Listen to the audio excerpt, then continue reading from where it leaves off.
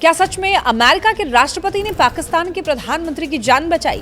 क्या भारत और पाकिस्तान के बीच न्यूक्लियर युद्ध होने वाला था और क्या अमेरिका ने ऑपरेशन सिंदूर के दौरान दखल देकर एक बड़ी तबाही टाल दी? इन सब दावों ने पूरी दुनिया में हलचल मचा दी है। नमस्कार, मेरा नाम है लक्ष्मी।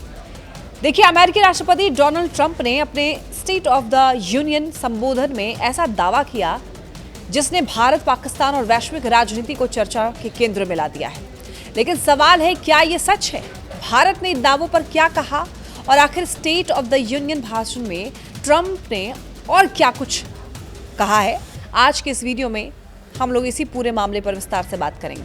देखिए, अमेरिकी राष्ट्रपति डोनाल्ड ट्रंप ने अपने दूसरे कार्यकाल के पहले स्टेट ऑफ द यूनियन संबोधन में दावा किया है कि अगर उन्होंने भारत और पाकिस्तान के बीच संघर्ष में दखल नहीं दिया होता तो पाकिस्तान के प्रधानमंत्री की मौत हो सकती थी।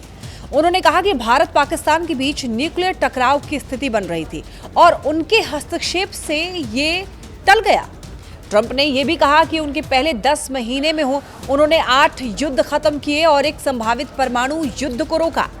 यह बयान सीधे तौर पर पाकिस्तान के प्रधानमंत्री शहबाज शरीफ से जुड़ा हुआ है, लेकिन उन्होंने ऑपरेशन सिंदूर का नाम लिए बिना कहा है कि उस दौरान पाकिस्तान के प्रधानमंत्री मारे जा सकते थे और उन्होंने उन्हें बचाया।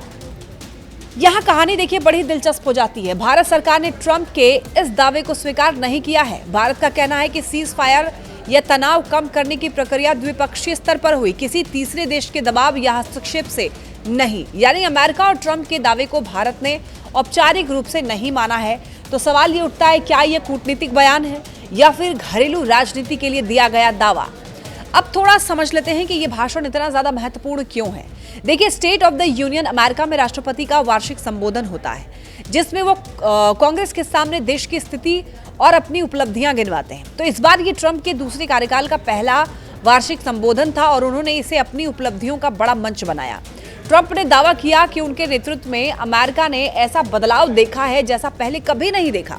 उन्होंने कहा कि फैक्ट्रियां वापस अमेरिका आ रही हैं और खरबों डॉलर का निवेश हो रहा है, नौकरियां बढ़ रही हैं, अमेरिका पहले से ज्यादा मजबूत हो रहा है और समृद्ध हो रहा है। उन्होंने अपनी टैरिफ नीति का बचाव करते हुए ये कहा है कि अब हमारे पास ऐसा राष्ट्रपति है जो अमेरिका को पहले रखता है। ट्रंप ने दावा किया है कि उन्होंने प्रिस्क्रिप्शन दवाओं की बढ़ी हुई कीमतों को कम किया है। साथ ही उन्होंने ये भी कहा है कि बड़े वॉल स्ट्रीट निवेश फर्मों को हजारों सिंगल फैमिली घर खरीदने से रोकने के लिए उन्होंने आदेश जारी किया है और इसे स्थायी बनाने के लिए कांग्रेस से अपील की है। ट्रंप ने डेमोक्रेट्स पर आरोप लगाया है कि उन्होंने होमलैंड सिक्योरिटी की फंडिंग काट दी है। उन्होंने कहा है कि वो सीमा सुरक्षा के लिए तत्काल और पूर्ण फंडिंग की मांग करते हैं। उन्होंने अपराध और आवर्जन को बड़ा मुद्दा बताते हुए कहा है कि खतरनाक अपराधियों को रिहा किया जा रहा है। विदेश नीति पर ट्रंप ने कहा है कि जहां संभव होगा वहां शांति बनाएंगे, लेकिन जहां जरूरत होगी वहां अमेरिका के हितों की रक्षा करने से नहीं हिचकेंगे। उन्होंने पश्चिमी गोलार्ध में अमेरिकी प्रभाव और दबदबे को बहाल करने का भी दावा किया है और इसी संदर्भ में उन्होंने भारत पाकिस्तान तनाव का उदाहरण दिया है। तो ऐसे में बड़ा सवाल यह है, क्या सच में न्यूक्लियर युद्ध टल गया है?